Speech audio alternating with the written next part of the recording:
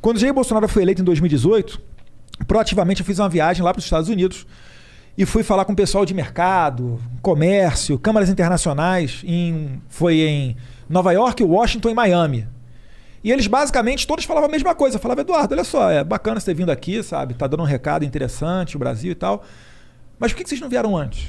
Por que vocês não anunciavam, enfim, programas de privatização? Por que vocês não vinham aqui e davam atenção pra gente? Porque aqui tem gente de dinheiro.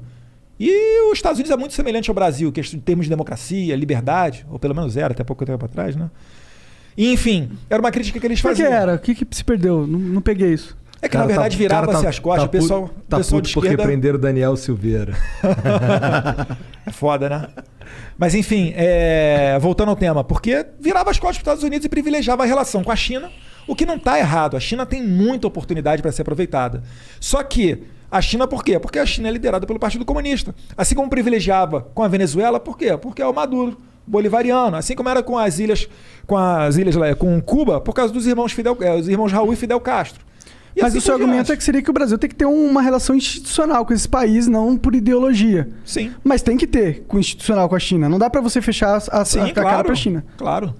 Não, a China... 80% da soja que a gente exporta vai para a China. E deve ser difícil, né? Porque, imagino, a China realmente tem uns problemas no sentido que eles têm um governo ditatorial.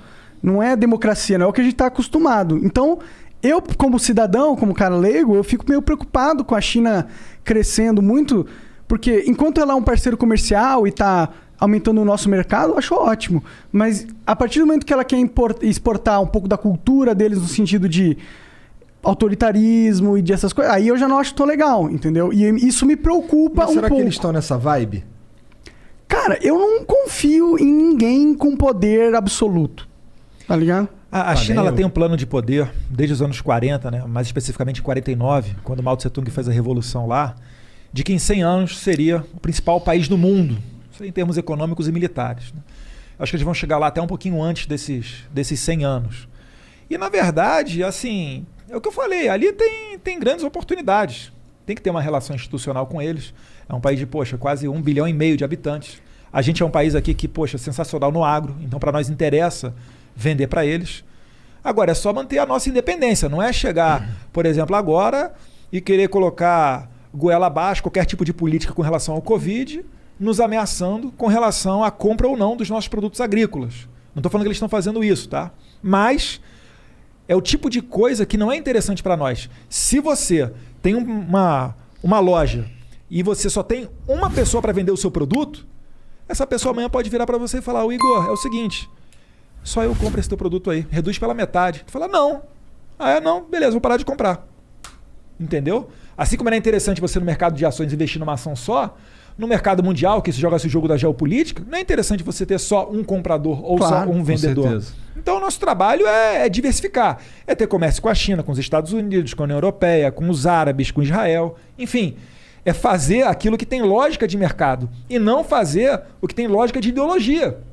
Pô, o Brasil, a gente perdeu quase $1 bi para construir um porto em Cuba que não produz nada, não é hub de nada, o Porto de Mariel em Cuba. A gente gastou, mais de 15 bi de real mole em Abreu e Lima, que não refina nada. E olha o problema que a gente está vivendo hoje com a Petrobras. A gente é dependente do refino internacional. É por isso que tem essa questão toda. Uhum. Não se pode abaixar, a Petrobras não pode abaixar tanto o preço, a ponto que fique desinteressante do investidor internacional mandar para cá o produto dele, porque senão ocorreria desabastecimento, mas também não pode elevar tanto a ponto de acabar com a nossa economia.